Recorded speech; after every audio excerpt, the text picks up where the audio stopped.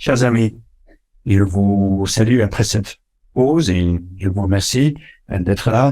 Je vous présente notre ami Ali Benoît, qui est un ancien ministre des Finances de la République algérienne et qui va nous faire un exposé qui sera, vous verrez, absolument passionnant.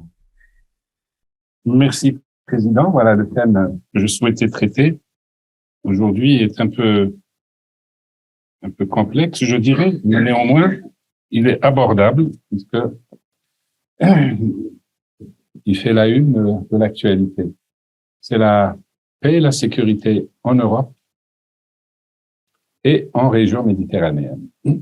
Est-ce que cette paix et cette sécurité doivent-elles être liées ou traitées indépendamment les unes des autres? Donc, c'est quelques pistes de réflexion, donc je ne prétends pas du tout apporter la science infuse.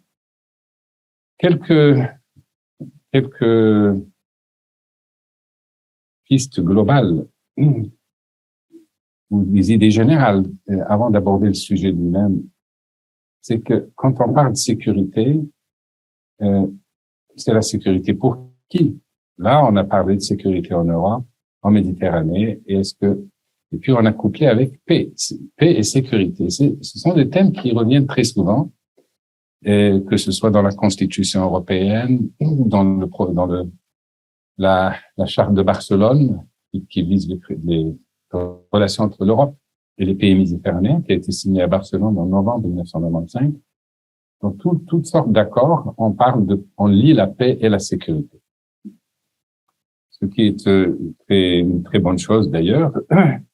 Et la question, c'est simplement quels sont les organes qui traitent de la sécurité et qui traitent de la paix. Bien entendu, si on pose la question de cette manière-là, tout le monde peut vous répondre facilement. La sécurité est globale et la preuve, c'est que l'ordre mondial actuel est assuré par l'ONU qui a été créée lors de la conférence de Yalta de février 1944, qui a partagé l'Europe, n'est-ce pas? La Pologne en sait quelque chose, qui a redonné à la Pologne une existence qu'elle avait brièvement perdue, qui a modifié la carte de l'Europe et du monde. En tout cas, créé l'Europe de l'Est, l'Europe de l'Ouest et inauguré ce qui allait devenir à partir de 1949 la guerre froide. Donc, cette sécurité globale est censée être assurée par l'ONU, donc qui a été créée pour, précisément, à la suite de la Société des Nations qui a échoué, avant elle, établir une égalité entre les nations et mettre en place les mécanismes pour instaurer la paix à travers le Conseil de sécurité, qui est l'organe qui réunit les 5 membres permanents. Maintenant, on sait tous que ça ne fonctionne pas. Cet ordre global, cette sécurité globale n'est plus assurée par l'ONU, et de plus en plus, on a constaté que, évidemment, avant même qu'on ne parle de l'OTAN, il faut en parler, le pacte de Varsovie et l'OTAN. Toutes les deux ont été créées en 1949, au moment du partage de l'Europe, de l'érection du mur de Berlin, le pacte de Varsovie sous direction soviétique, OTAN sous direction américaine. On sait depuis l'effondrement de l'URSS en 1991 que le pacte de Varsovie a disparu, mais l'OTAN subsiste. Je vais beaucoup parler d'OTAN parce que précisément, il n'y a plus aujourd'hui ni l'ONU avec son Conseil de sécurité. C'est devenu vraiment un machin, comme disait le général de Gaulle. Ça ne sert pratiquement plus à rien. On le voit aussi dans la crise ukrainienne. Il n'y a plus de pacte de Varsovie. Il n'y a plus rien.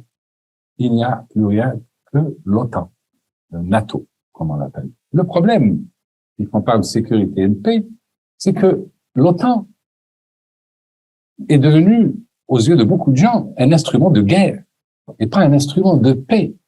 À l'origine, c'était pour assurer la défense des puissances alliées, enfin des pays occidentaux, disons, des démocraties libérales, contre la menace que représentait le communisme incarné par l'URSS. Mais depuis que l'URSS existe, il n'y a plus de communisme. L'URSS, la Russie, qui est devenue la Russie, compte pratiquement tous les pays du monde, à part Cuba, la Corée du Nord, j'en oublie un ou deux peut-être, des micro-États. Tout le monde est entré dans l'économie de marché. La menace, le péril communiste n'existe plus. Dès lors, qu'est-ce qui justifie aujourd'hui l'existence d'une organisation comme l'OTAN? traité de l'Atlantique Nord, États-Unis, Europe, mais on le voit de plus en plus. Elle intervient en Irak, sans mandat de l'ONU, ni du Conseil de sécurité, en Libye. Ça bombarde, ça tire, ça prétend assurer la sécurité, ça prétend amener la paix, mais on le voit, l'OTAN n'apporte ni la paix, ni la sécurité. Ceci pour ce qui est de l'ordre mondial et de sécurité globale. Néanmoins, il convient quand même d'examiner de près la question. D'abord aussi une question. Je viens d'aborder une question qui, à mon sens, est très importante. Ce n'est pas ce que j'ai écrit. C'est vraiment dans le désordre, mais le but est de susciter la réflexion plus que d'asséner des vérités.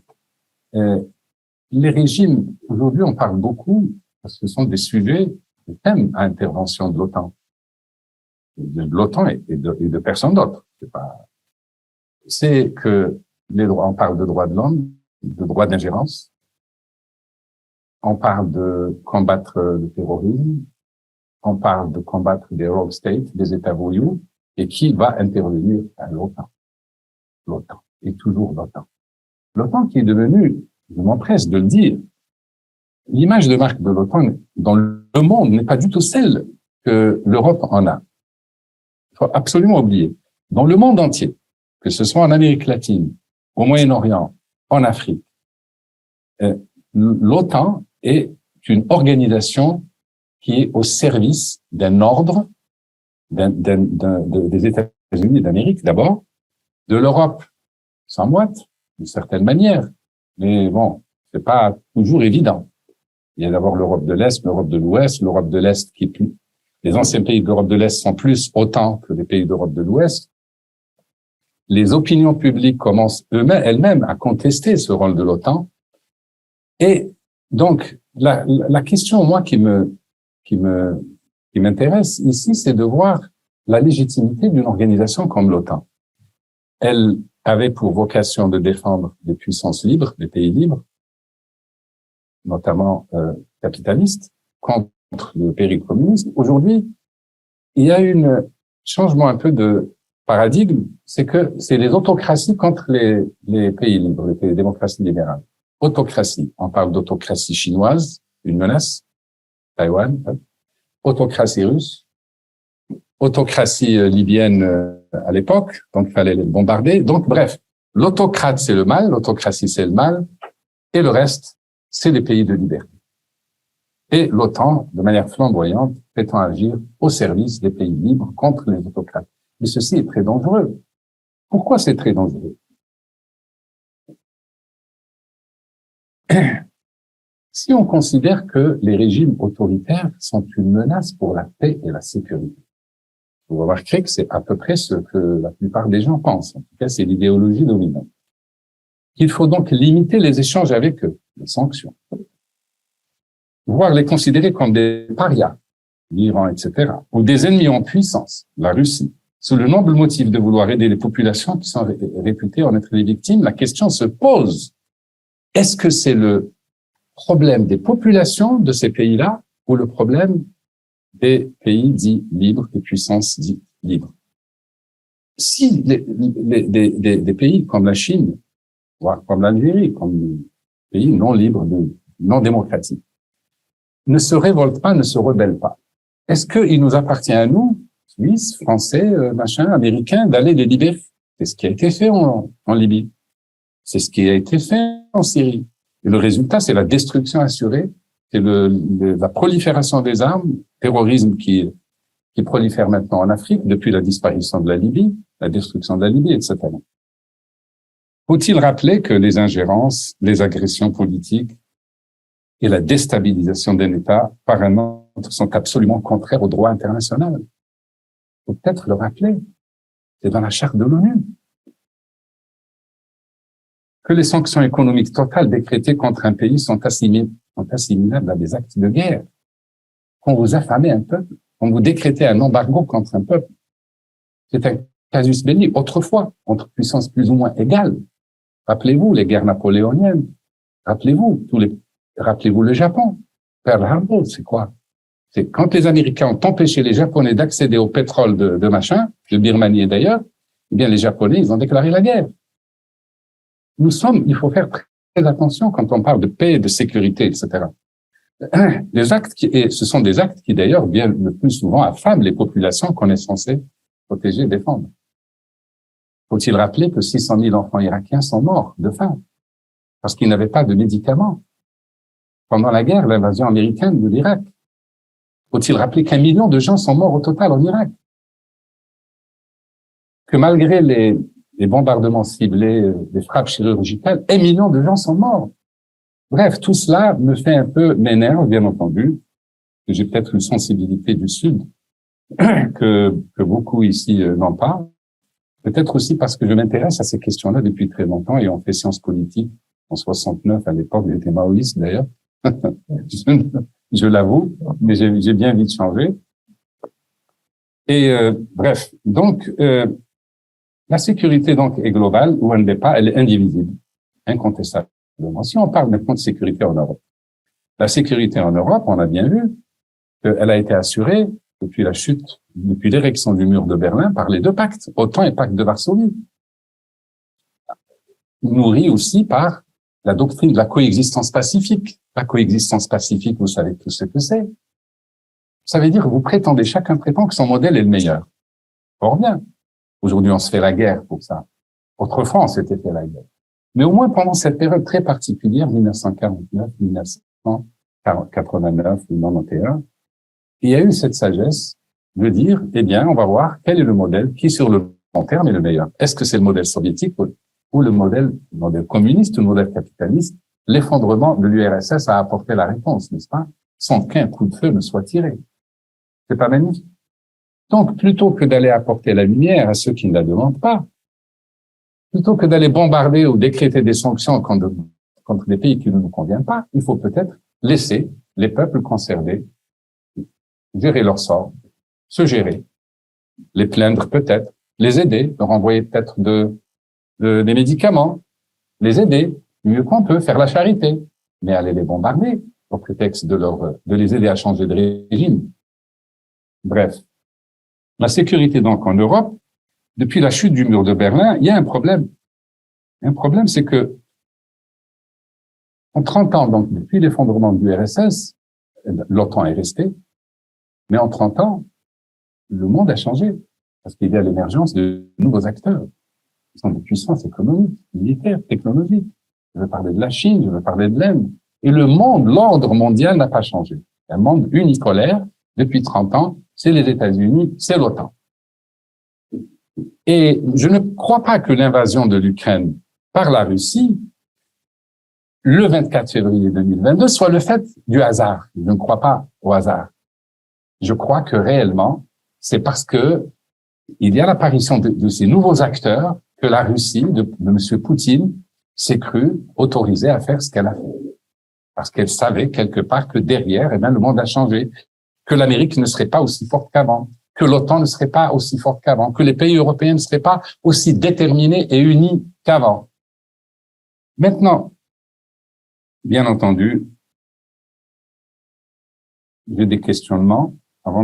Peut-être je pourrais parler aussi les questionnements qui concernent plus précisément le conflit entre la Russie et l'Ukraine. Je dirais la même chose. Quel est le fondement? Est-ce qu'il y a un fondement idéologique? Non. Tous les deux sont des capitalistes, des pays capitalistes. Tous les deux ont des oligarques. Donc, on peut éventuellement parler d'un impérialisme russe contre un petit pays d'Ukraine, peut-être. Mais en tout cas, il n'y a pas clairement de fondement idéologique. Et s'il n'y a pas de fondement idéologique, quelle est sa nature? Quelle est sa nature? Non, ce n'est pas uniquement une Russie impérialiste, ça, comme l'était les tsars, la Russie tsariste ou l'URSS. Il y a certainement autre chose.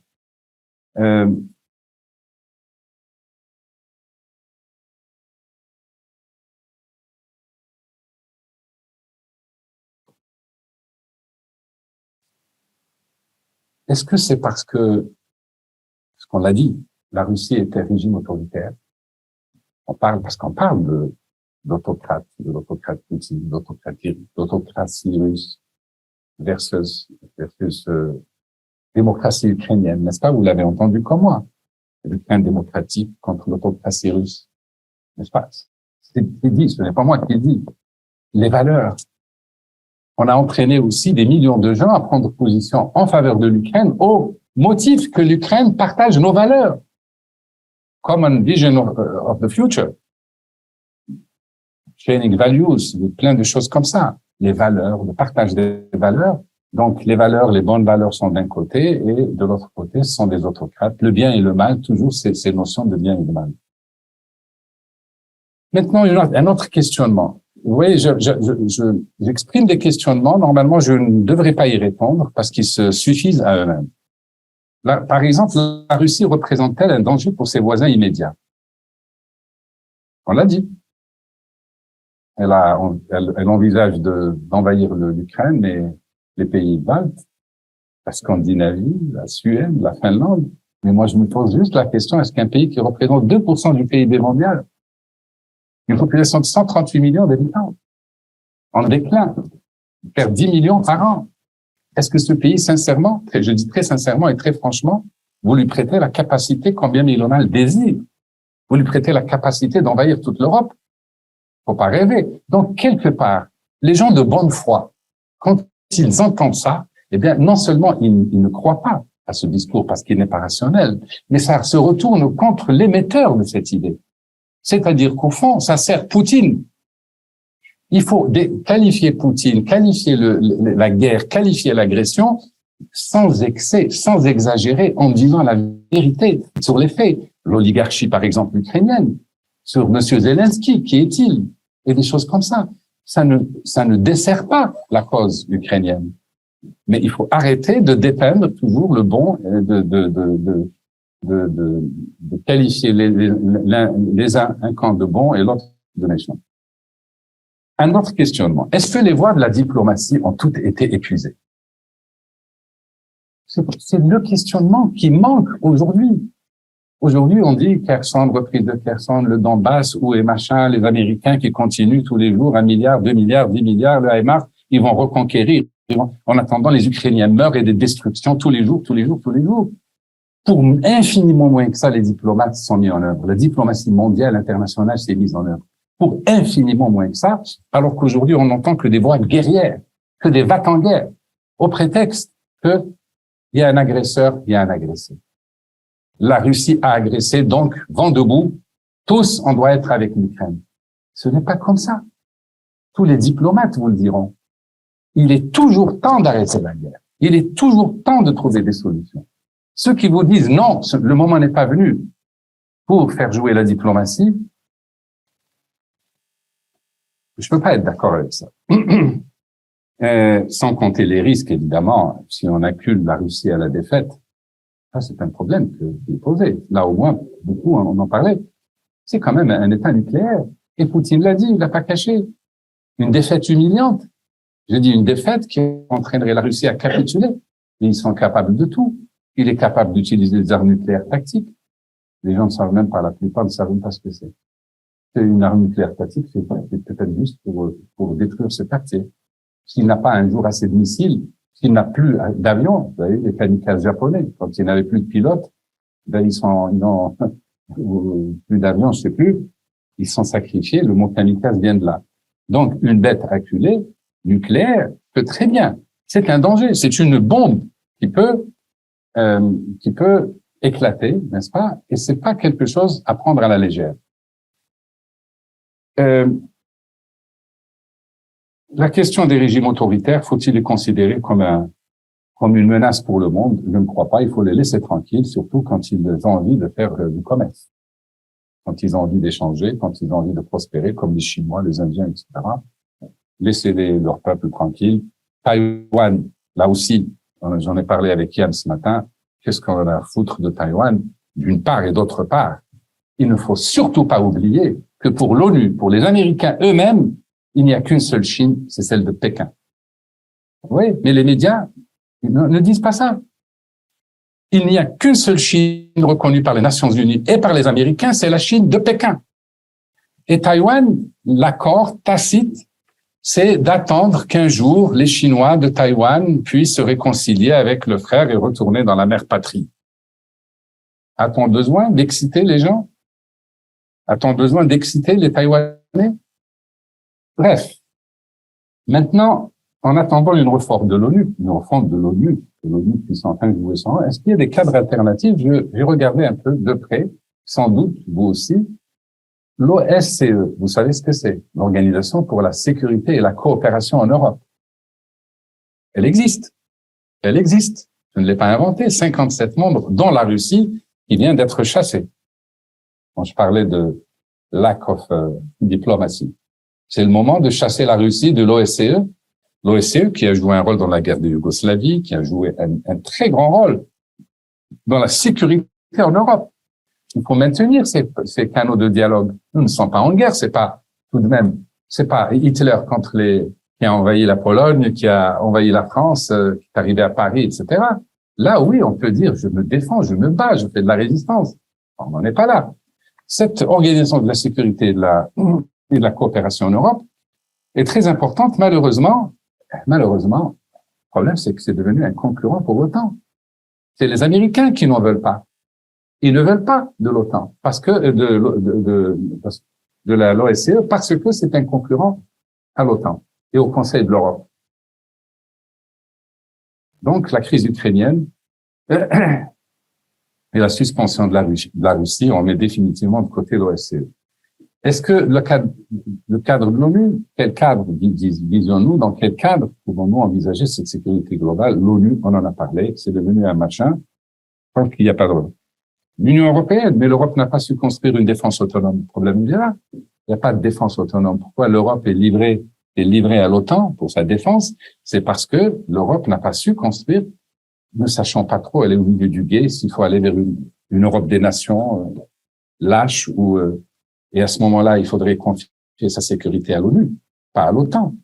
Ou alors une Europe politiquement intégrée, comme l'est la Suisse, et alors, évidemment, une armée, une politique de défense. L'Europe en a les moyens et elle a largement les moyens d'avoir sa propre industrie militaire, d'avoir ses propres sous-marins, ses propres avions, et elle n'aurait plus besoin des États-Unis, n'est-ce pas?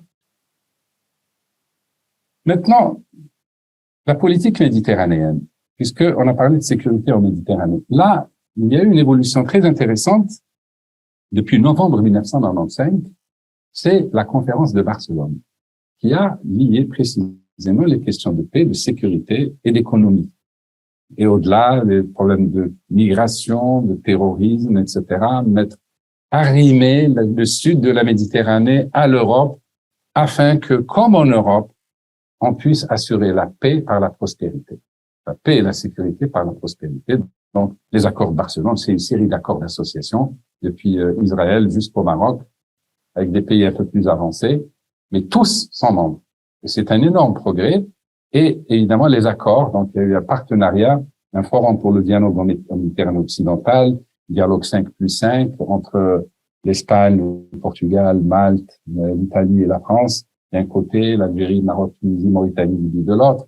Donc il y a énormément de choses qui se font au niveau parlementaire, au niveau culturel, au niveau économique, etc. Mais ce forum pour la Méditerranée, pour le dialogue en Méditerranée, qui a été instauré à Rome, a abordé tous les aspects. Donc, il y a des réunions intersectorielles, etc.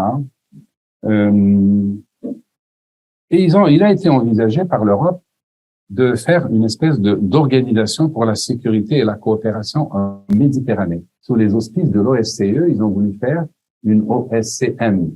Et là aussi, la persistance du conflit israélo-palestinien et l'hostilité américaine n'ont pas permis que soit instaurée cette OSCM. Voilà, il fallait le dire. Donc, le dialogue se poursuit, mais néanmoins, sur le plan de la sécurité et mécanisme de résolution des conflits, puisque cette OSCM devait être un mécanisme de résolution des conflits en Méditerranée. Pourquoi j'ai parlé du conflit israélo-palestinien? Parce que ce mécanisme de règlement des conflits devait permettre de régler les questions libyennes, syriennes, israéliennes, etc. Les Israéliens ne sont pas intéressés, les Américains ont dit non. Et bien finalement, rien du tout. Il n'y a toujours que l'OTAN qui a évidemment signé des accords d'interopérabilité avec tous les pays du sud de la Méditerranée, y compris tous les pays arabes. L'OTAN fait des manœuvres navales et terrestres, notamment navales en Méditerranée, avec tous les pays de la rive sud, donc y compris avec l'Algérie. Donc là aussi, l'OTAN supplante l'ONU, supplante l'Europe pour assurer la sécurité. Donc la sécurité de l'Europe, et puis maintenant ils prétendent devoir et pouvoir assurer la sécurité au sud de la Méditerranée. Et naturellement, l'OTAN, c'est pas l'ONU. Il faut encore le dire et le répéter. En conclusion, mais les conclusions, je les ai pratiquement déjà énoncées. Premièrement, il me paraît que la sécurité de l'Europe est indivisible et indissociable de son environnement, aussi bien oriental, Moyen-Orient, Europe de l'Est, Russie, que méridional, c'est-à-dire la Méditerranée, par là où peuvent venir les guerres de demain, les ennuis de demain, la migration clandestine, le terrorisme, le trafic de drogue. Il faut juste imaginer que la Méditerranée n'est plus ce qu'elle était au moment où elle séparait le monde chrétien et musulman. Sinon, il n'y aurait pas eu ces deux mondes séparés. C'est parce que on ne pouvait pas aller du sud vers le nord, sauf à avoir une puissance maritime. Aujourd'hui, c'est devenu une espèce de Rio Grande qu'on traverse à la nage. Juste, pardonnez-moi l'image. Et donc, c'est des millions de boat people qui viennent accoster l'Europe. Raison de plus, paix, sécurité, prospérité, et l'inverse, c'est-à-dire la guerre, la misère, les conflits sans fin. Voilà la nécessité pour laquelle la paix est indivisible en Europe en tout cas, et la sécurité est absolument indissociable de ce qui se passe sur le flanc sud. D'ailleurs, l'OTAN appelle ça le flanc sud. La gestion du flanc sud de l'OTAN. Alors, la sécurité en Méditerranée, c'est dans le cadre de la stratégie et de la doctrine de l'OTAN qu'elle appelle flanc sud. Flanc sud, ça veut dire qu'en cas de guerre, demain, on s'assure que les Russes ne pourront pas traverser le détroit de Gibraltar, ne pourront pas accoster chez nous, etc., des choses comme ça. Mais c'est vraiment pour des raisons purement de politique américaine. Puisque, encore une fois, comme je viens de vous le dire, l'Europe, ce n'est pas la voie qu'elle a choisie vis-à-vis des pays du Sud. C'est l'OTAN qui est venue précisément mettre son grain de sel et empêcher que ne se poursuive ce processus de rapprochement sécuritaire entre le Nord et le Sud de la Méditerranée. Maintenant, la révision des règles de fonctionnement, c'est la deuxième conclusion, c'est que la voie de la négociation multilatérale est incontournable. Je l'ai dit, je ne vois pas un règlement militaire d'un conflit, quel qu'il soit, en Europe. Peut-être dans les pays du Sud, aux frontières incertaines, aux régimes instables. Mais en Europe, sincèrement, où c'est la guerre totale, où c'est la diplomatie. Je ne vois pas qu'un pays en écrase un autre et puis chacun rentre chez soi, ou l'agresseur rentre chez lui, comme si de rien n'était. Il y a un grand danger. La révision des règles de fonctionnement et du Conseil de sécurité est absolument nécessaire. Parce que quand on dit la sécurité est globale, que le monde devient de plus en plus petit, les frontières rétrécissent, les enjeux deviennent planétaires, le réchauffement climatique et tous les problèmes montrent à l'évidence qu'il faut des règles, des normes mondiales, une régulation mondiale. Quatrième conclusion, ça, je l'ai dit tout à l'heure, l'Europe. L'Europe l'Europe pose problème. Pose problème à la Suisse, pose problème aux pays ex-Europe de l'Est, comme la Pologne, parce qu'il n'y a pas toujours d'accord et des divergences de fond. Un pays comme le Portugal, dont on parlait ce matin, le pays de Portugal ne ressent pas avec la même acuité le danger russe que la Pologne. À la limite, ils s'en foutent, parce que le temps que la guerre arrive chez eux. Donc, et cette Europe, pourtant, est liée de manière indissoluble, indissociable, par des liens de toutes sortes. Un passeport commun, pas de droit de douane, etc. Le sort de l'Europe est lié. Mais, sur le plan militaire, ça pose problème puisque l'entier de la sécurité de l'Europe est confié à l'OTAN, c'est-à-dire aux Américains. Or, les Américains, on le dit de plus en plus, ont leur agenda, qui n'est pas l'agenda ni de la Pologne, ni du Portugal, ni de la France. Ils ont leur agenda et on peut reprocher tout ce qu'on veut aux Américains, sauf qu'ils ne sont pas prêts à défendre leurs intérêts. Sauf qu'ils ne connaissent pas leurs intérêts. Ils le savent très bien où sont leurs intérêts. Regardez le pétrole. Le pétrole et le gaz de schiste, dont personne ne voulait. Maintenant, tout le monde se rue. C'est un exemple parmi d'autres. Donc, l'OTAN n'est pas adaptée, c'est clair, elle n'est pas adaptée aux enjeux de sécurité et de paix. Et enfin, dernière remarque, dernière vision générale, c'est les questions qui touchent au développement économique et qui touchent à la sécurité, qui deviennent des enjeux de plus en plus planétaires. Le réchauffement climatique, la raréfaction des ressources, le stress hydrique, les guerres de l'eau qui risquent de surgir à n'importe quel moment, le Soudan, l'Éthiopie, l'Égypte et bien d'autres pays. Les inégalités sociales qui deviennent absolument insupportables, y compris dans les pays riches. Tout ça font peser évidemment des menaces sur le plan interne de ces pays-là, mais si elles devaient se conjuguer avec les menaces externes, on le voit par exemple, l'inflation en France aujourd'hui, je suis un peu mieux ce qui se passe en France et en Suisse. Les gilets jaunes risquent de ressortir. Demain, les manifestations, les grèves ont commencé. Et on attribue ça à quoi? À la politique française vis-à-vis de l'Ukraine. Qu'avait-on à sanctionner les Russes? Vous voyez le lien dialectique entre ce qui se passe intérieur à cause des inégalités sociales. Parce que les gens n'arrivent plus, n'est-ce pas, à vivre correctement. Et donc, le lien est vite fait avec ce qui se passe avec la politique extérieure. Et au fond, internationaliste, comme je le suis, je dirais que l'un des drames aujourd'hui, qui nourrit bien des conflits, aussi bien en Afrique que maintenant on le voit en Europe, c'est le nationalisme. Pour moi, ce que j'appelle le national-chauvinisme. Entre l'Algérie et le Maroc, entre un véritable drame épouvantable qui empêche toute la région de se développer. On le voit maintenant avec on l'a vu avec les Balkans, on le voit aujourd'hui avec l'Ukraine, la Russie, etc. Ce sont presque des guerres d'un autre âge.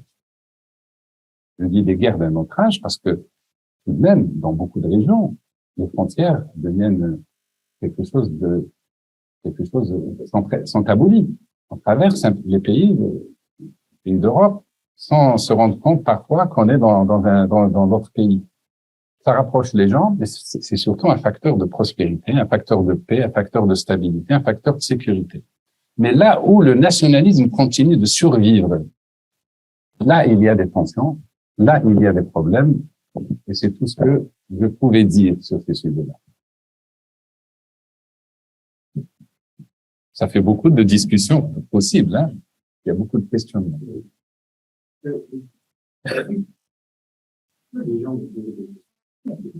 Ouais.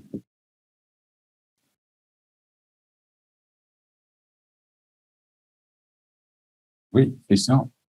Je pense que on peut exagérer.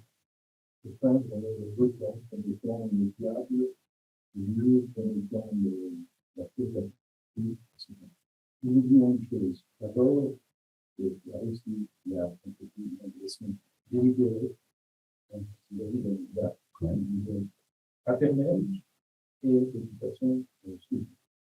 Ça, c'est une chose que nous pouvons pas oublier, que nous ne pouvons pas oublier. Quant à la motivation, je pense, de la Russie dans cette action, est d'abord économique. Ça annonçait un peu de temps. L'Ukraine est un pays qui a des ressources naturelles, agricoles importantes, qui sont un excellent complément de la Russie. Pour donner encore plus, comme le font les Arabes, sur le plan des ressources naturelles, à l'école et aussi charbon, etc. Pour moi, c'est un temps qui ne se dit pas. Longtemps, jusqu'au 24 février 2022, l'OTAN était une organisation presque inhabitée. Certains membres de l'OTAN ont un commun intérêt, chercher à agir, là, je suis d'accord avec toi, quand on parle de et parce que effectivement, le message de vouloir mettre ça sur les cartes de les marques de l'OTAN n'est pas complètement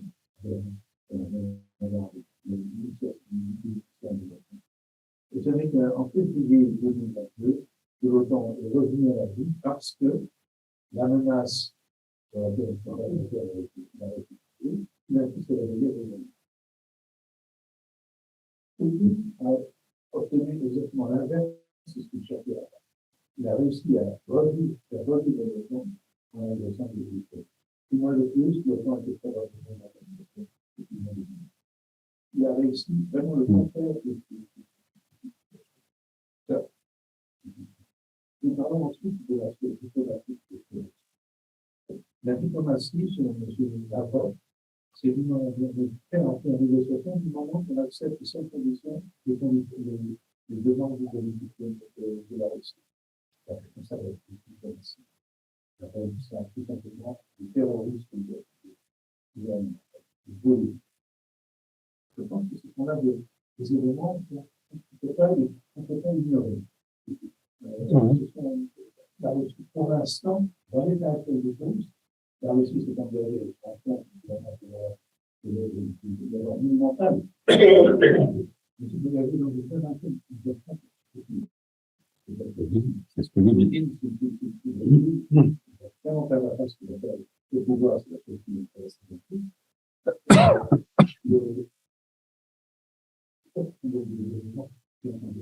Le dernier point sur lequel je ne peux pas c'est le nationalisme et la culture en 1983. C'est vraiment le pire fléau que nous puissions voir cette espèce de nationalisme, de national-communisme qui fait que les enfants sont supérieurs à eux en fonction de l'endroit où par hasard ils ont été. Intellectuellement, c'est tout à fait. Je pense que ce n'est pas parce que je suis ici ou à cause je suis supérieur à d'autres que j'ai tout le droit de dire complètement les intérêts des autres. La liberté s'arrête là, vous savez, comme nous sommes ici. Aucun droit supérieur parce que je suis de telle nationalité ou de telle culture. Oui, très bien. Moi, je n'ai pas qualifié l'OTAN de diable. Je dis c'est un instrument au service des Américains, des intérêts américains, et j'ai souligné le rôle néfaste que l'OTAN a joué, qui est absolument, comment dirais-je, incontestable. Et on peut le qualifier comme on veut, mais la Libye, son mandat, la Syrie, la destruction de l'Irak, la destruction de la Libye, oui, et la Yougoslavie, mais la Libye, si on prend juste la Libye, son mandat de l'ONU, le no-fly zone a donné un prétexte à l'OTAN. Rendez compte, si vous étiez libyen, comment ne pas qualifier l'OTAN de diable? Ils ont détruit un pays qui avait un niveau de vie qui était le plus élevé d'Afrique, et en plus avait exprimé une solidarité extrêmement importante avec l'Afrique, avec tous les pays d'Afrique. C'était un pays d'une stabilité en plus remarquable. En le détruisant, tout le stock d'armes, les stocks d'armes qui étaient en Libye, ont proliféré en Afrique et du coup, vous avez du terrorisme dans le Sahel, du terrorisme partout. Comment qualifier cet instrument et surtout, quelle légitimité? Qui leur a donné de la légitimité? Qui les a autorisés? À partir du moment où on s'affranchit de l'ONU, du Conseil de sécurité, où on décide soi-même de savoir, c'est pas les Européens, c'est les Américains qui décident qui allait bombarder. Et c'est pas des bombardements légers, c'est des tapis de bombes. C'est 1 million de morts en Irak. C'est 400 000 morts en Syrie. Bon, c'est vrai qu'il y a on tue tout le monde là-bas. Mais enfin, c'est devenu vraiment perçu, en tout cas par les pays du Sud, comme un instrument extrêmement dangereux. Il est triste que l'OTAN soit considérée en Europe de l'Ouest, soit encore considérée, parce que c'est le parapluie faute d'avoir une défense commune, eh ben, on n'a pas le choix, on s'appuie sur l'OTAN. Mais enfin, tout de même, faut aussi regarder ce que l'OTAN fait ailleurs. La Russie agresseur, oui, bon, la Russie, je n'ai pas dit que la Russie n'a pas agressé l'Ukraine, je ne l'ai jamais dit. Mais la question de la diplomatie, vous dites que Lavrov a posé des conditions inacceptables. Vous savez, en diplomatie, il n'y a rien d'inacceptable. En diplomatie, on négocie, on fait savoir qu'on est prêt à négocier. Si on ferme la porte de la négociation pour dire on va s'expliquer sur le terrain, ça c'est dangereux. C'est ce que moi je dis. Je dis, quand il était encore possible de négocier, on n'a pas voulu négocier. Et je dis que même maintenant, on peut négocier. Et par contre, les voies guerrières, on n'entend que ça. Et on va les défaire, on va les faire capituler, on va faire tomber Poutine. La Russie ne peut pas tenir sur le long terme. Sur le long terme, j'espère pas. J'espère que ça va pas durer encore 1 an ou 2 ans. Vous vous rendez compte les conséquences économiques, énergétiques? J'espère que vite, ça va s'arrêter. Et pour que ça s'arrête vite, faut négocier. Maintenant, bon, je suis pas du tout du genre à sacraliser les frontières. Je m'en fous des frontières comme de l'an 40. On a vu que la Pologne a disparu plusieurs fois de la carte. Maintenant, elle a pris tout le 2/3 de la Prusse orientale. Les Allemands ont accepté. Heureusement qu'ils ont accepté avec toutes les horreurs, les massacres qu'ils ont commis en Pologne. Je veux dire que, pour moi, les frontières sont profanes.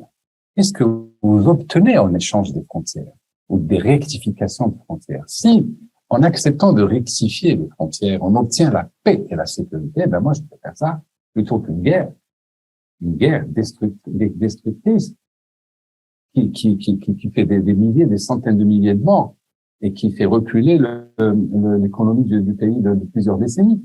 Je veux dire, je ne peux pas m'empêcher de raisonner comme ça. Je ne dis pas non. Eh bien, on va acculer Poutine à revenir aux frontières. Non, encore qu'il n'a pas annexé. Il n'a pas annexé le Donbass. Donc, il y a encore une petite fenêtre. Il y a des fenêtres.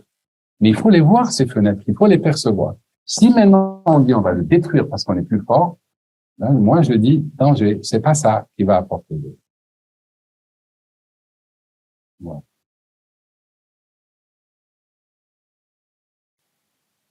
Mais non, ça pose beaucoup de questions, beaucoup de questionnements. Je voulais juste que on arrive à ne pas avoir sous un angle manichéen cette histoire. Cette histoire ukrainienne, il ne faut pas la voir sous un angle simple. Elle est tout sauf simple. Parce qu'à supposer qu'on règle le problème ukrainien, il y a d'autres problèmes qui vont se poser ou qui risquent de se poser ailleurs en Europe ou dans le monde. Pour la paix et la sécurité, c'est pas quelque chose à prendre à la légère. C'est ça qu'il faut mettre en place des mécanismes, un ordre mondial, réformer l'ONU, réformer le Conseil de sécurité, et permettre une répartition plus équitable des pays au sein du Conseil de sécurité. Les grands pays comme l'Inde, comme le Brésil, comme l'Allemagne devraient avoir un siège au Conseil de sécurité, voire une représentation par région, où l'Afrique peut avoir un siège permanent, un peu comme dans les enceintes sportives et des choses comme ça. Il faut imaginer une représentation équitable. Et à partir de là, ça c'est déjà le problème numéro 1. Et naturellement, les 5 refusent, par égoïsme. Vous vous rendez compte? Vous vous rendez compte? Où est la justice là-dedans? Comment on pourrait assurer la sécurité du monde si à la base, l'ordre mondial est basé sur quelque chose d'injuste? Oui, la victoire 45, et alors, il y a des pays qui ont perdu et des pays qui ont gagné, mais ça ne donne pas. Et puis surtout que le monde a changé depuis 45. La Chine ne pouvait pas assurer le bol de riz. À l'époque, la révolution culturelle chinoise, dans les années 60, les Chinois mouraient de faim. Il y a eu, je sais pas combien, 40 millions de gens qui sont morts de faim.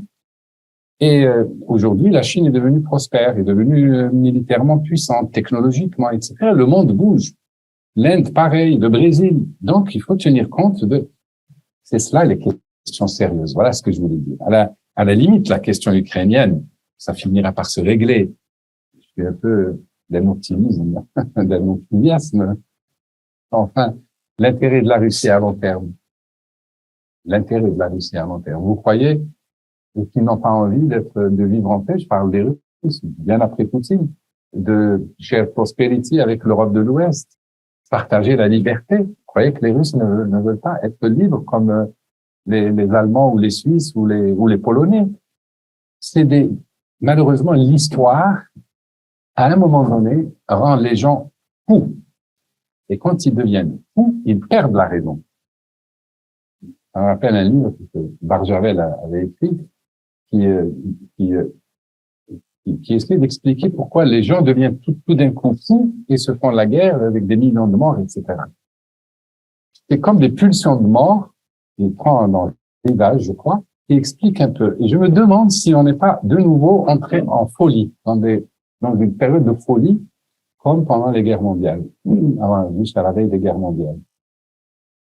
Il faut naturellement des hommes très sages, et non pas des battants-guerre, ou des pessimistes, ou des gens qui vous disent jamais Poutine ne reculera, jamais ceci, jamais cela. Ce n'est pas vrai. Parce que, fondamentalement, l'être humain reste raisonnable. Il finit toujours par se rendre compte qu'est-ce qui est dans son intérêt.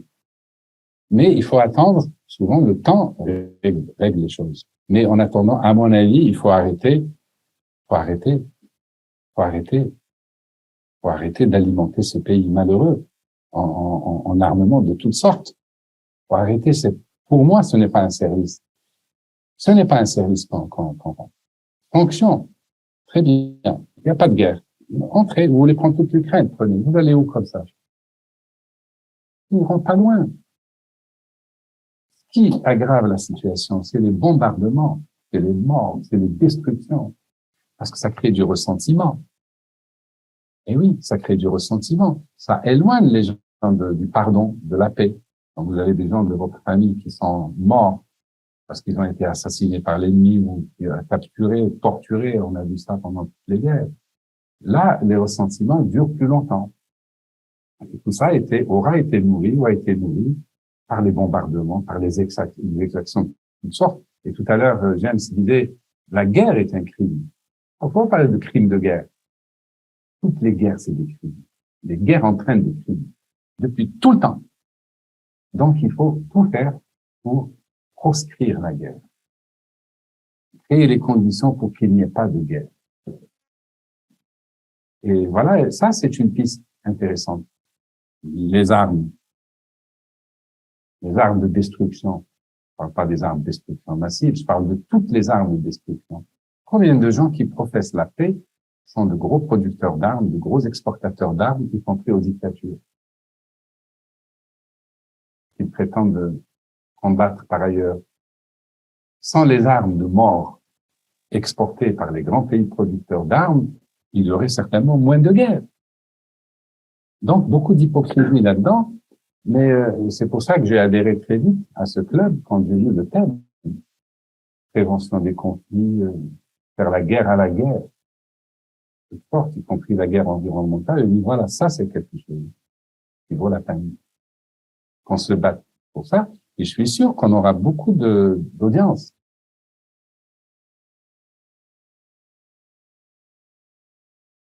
Une seule phrase. Oui.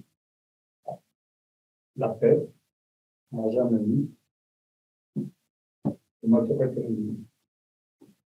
Avec la guerre, vous avez dit, c'est pas la Mais par contre, on a pu échanger les bienfaits de la paix, on a pu jouir des bienfaits de la paix. Et beaucoup de gens sont attachés. La Suisse est attachée à la paix parce qu'elle a pu goûter aux bienfaits de la paix avec ses voisins sur le long terme. Ça enrichit tout le monde est gagnant. Mais là où il y a guerre, il y a désolation, il y a un creusement des inégalités sociales. Les marchands d'armes, marchands de mort.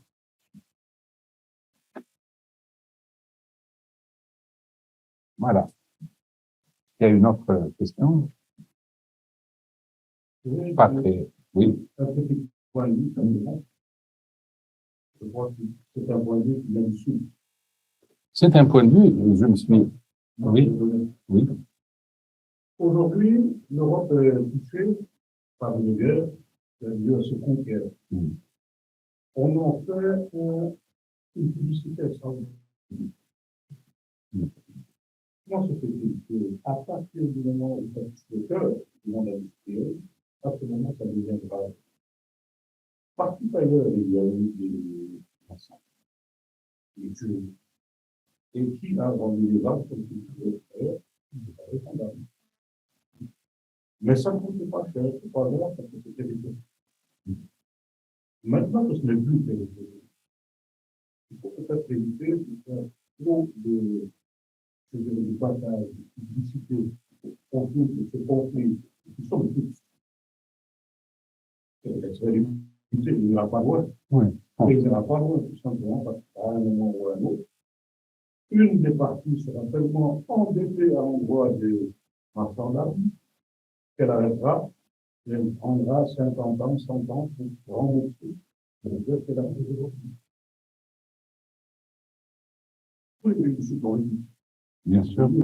On sait ce qui s'est passé, par exemple, des années 85 jusqu'aux années 2005. Il y a eu des guerres civiles au Colombie. Il y a eu des guerres civiles. Katanga. Katanga, partout. Toute cette zone Afrique de l'Est, Afrique du Sud-Est, ainsi que les guerres du Gabon, du Libéria, du Rwanda. Qui vendaient des armes. Les Ukrainiens. C'est connu. À peu près dans la même situation, mais tout le monde se battait pour qu'ils s'arrêtent de vendre ces armes-là. Mais il faisait miroiter les dollars de Charles Taylor, et ça calmait les esprits, et on envoyait des Palestiniens. Je le dis, si j'étais sur la frontière de cette guerre-là, en ville. Et les mercenaires qu'on avait dans tout ce monde-là, c'était les Ukrainiens. C'est eux qui pilotaient les M24 et les M24. Je ne dis pas que c'est bien fait pour eux, je ne veux pas dire ça du tout, tout simplement qu'on ne fait jamais attention à ce qui peut arriver demain dans telle partie du monde. Et moi, si au maximum, principalement par la presse, l'image de Poutine est complètement idiote, tout simplement parce que c'est le braque. Et il ne faut pas oublier que l'Occident a déconsidéré l'ex-URSS, c'est-à-dire la Russie, les alliés proches, pendant très longtemps, c'est autonomie nous répondu. Donc il ne peut pas y avoir de facteurs sur le débat. Bien sûr. Le Poutine n'a jamais cherché à couper les liens avec les situations avec les gens d'Abotis. C'est pas vrai. Longtemps, il a essayé de renégocier avec eux en corrigeant quelques bêtises qu'a fait Russie, que nous là avant tout, on l'a toujours considéré comme un moins intelligent. Donc il est moins intelligent. Il y a du vrai. Venant ici, avec tous les accidents qui ont tout le continent africain, c'est une fondamentale de la guerre politique. On essaie de les attraper un petit peu en leur parlant du blé qui est à tout cher. Tout le monde sait que c'est faux. Simplement parce que ce blé, ce n'est pas les Ukrainiens qui font un truc, c'est les grands groupes agro-industriels. Et les grands groupes agro-industriels font tout ce qu'ils ont dit. On ne va pas attraper des supporters de cette façon. Mais enfin, c'est parce que le blé ukrainien et russe n'a pas pu être exporté que les prix ont monté. On est d'accord avec ça. Ça, c'est pas parce que Cargill et autres sont des plus grands courtiers et négociants, parce qu'ils achètent du blé ukrainien pour aller le vendre ailleurs, mais s'il n'y a pas de blé ukrainien, donc le prix du blé monte. Dans la tête du commerce africain. Ah oui. Ce ne sont pas les Ukrainiens ou les Russes qui vendent. Cargill, par exemple. C'est eux qui ne vendent rien, mais ça passe par des groupes. La question, une des questions qu'on aurait pu se poser. Pourquoi? Moi, je me la pose depuis que Poutine a déclaré, en direct, qu'il a proposé à Clinton d'adhérer à l'OTAN, aux Européens d'adhérer à l'Union européenne, et on a refusé. Pourtant, Gorbatchev avait déjà annoncé la couleur en parlant de maison commune européenne. Il fallait intégrer la Russie. Mais je sais, par ailleurs, que la Russie n'a pas été intégrée, on n'a pas voulu l'intégrer à l'Europe, et ça, c'est un fait absolument véridique. Parce que, too big. Ils ont eu peur qu'un pays aussi grand tout le désordre en Europe. Qu'importe. Le fait de lui avoir dit non pour l'Union européenne, le fait de lui avoir dit non pour l'OTAN, parce qu'il a demandé à adhérer à l'OTAN. Alors, vous me laissez pas entrer dans l'Union européenne, vous me laissez pas entrer dans l'OTAN, et vous faites une politique otanesque hostile. C'est un fait avéré.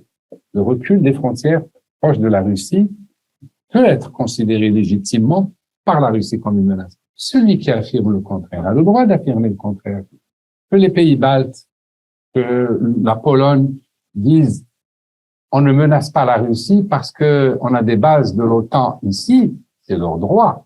Mais vous ne pouvez pas enlever aux Russes le sentiment ou leur dénier ou nier qu'ils peuvent ressentir un sentiment d'insécurité. Et ça a été clairement posé. Donc, il fallait rassurer les Russes d'une manière ou d'une autre. Poser le problème de la sécurité en termes global, y inclut la Russie et ne pas se bunkériser derrière l'OTAN, à l'intérieur de l'OTAN, en disant, moi, je me protège avec l'OTAN et qu'importe la Russie, qu'importe ce que pensent les Russes, l'important, c'est que moi, je me protège par une adhésion à l'OTAN. C'est ça, votre problème, il est là. Et ils ne vous laisseront pas tranquille parce que tant qu'ils se sentiront en insécurité. C'est pas un hasard. Ils n'ont pas empêché la Pologne d'intégrer ou les Pays-Bas d'intégrer l'OTAN. Mais ils ont dit l'Ukraine, non. Non, pas l'Ukraine. Et qu'est-ce que vous leur avez dit? L'Ukraine adhérera, intégrera à l'OTAN. Vous avez forcé, vous avez poussé, vous avez conseillé à l'Ukraine d'entrer dans l'OTAN. C'est un fait absolument incontestable, alors qu'il fallait encourager l'Ukraine à ne pas adhérer à l'OTAN et à être neutre, comme la Finlande, la Suède, comme la Suisse. La neutralité, ce n'est pas un péché, c'est une vertu. La neutralité est porteuse de progrès, de bienfaits sur tous les plans. Ça vous protège contre les guerres périphériques autour de vous. Au lieu que l'Ukraine s'empare de cette chance, de cette affaire-là, de cette proposition-là, au lieu que les voisins de l'Ukraine se disent, magnifique, on va pouvoir mettre un tampon entre la Russie et nous. C'est pas mal, non? Un tampon ukrainien entre la Russie et la Pologne, par exemple. C'est bien pour la Pologne. Pourquoi vous demandez vous encouragez l'Ukraine à rentrer dans l'OTAN, sachant qu'elle crée un sentiment d'insécurité chez les Russes? Pourquoi? Ce sont les questions. Yann, désolé, je n'ai pas eu de réponse parce que je ne peux pas, moi, affirmer à leur place. Mais je ne comprends pas pourquoi, immédiatement, on n'a pas accepté cette proposition russe de démilitariser, je m'en fous de dénazifier, tout ça, pour moi, c'est du blabla. Démilitariser, neutraliser.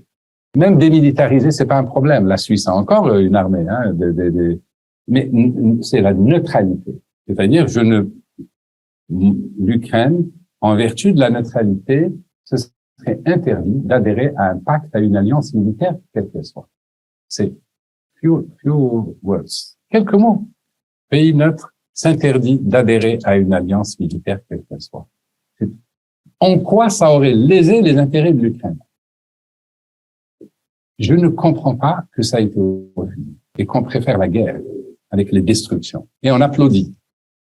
Applaudissez, d'accord. Mais si la guerre se déroulait en Suisse, ou en Pologne, ou en France, ou en Hongrie, je suis sûr et certain que vous seriez d'un avis différent.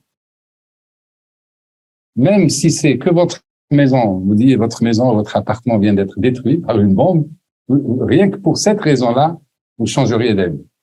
Alors imaginez à l'échelle d'un pays la destruction du potentiel économique, industriel. Eh bien, merci. Merci beaucoup. C'était fort intéressant. Et ce qui me réjouit tout particulièrement, c'est que nous avons eu l'opportunité de voir les opinions ici. Mon opinion n'est pas la même que celle de Yann tout à l'heure. Et nous allons tous rentrer à la maison avec des sujets de réflexion, mais finalement, où se trouve la vérité? Qu'est-ce qu'on aurait pu faire mieux? Comment résoudre les problèmes du futur? Donc, oui. Un grand merci à vous deux d'ailleurs, puisque vous n'avez pas la même opinion, mais merci beaucoup à vous deux parce que vous avez tous les deux enrichi notre débat ici au sein du club de Genève. Merci beaucoup.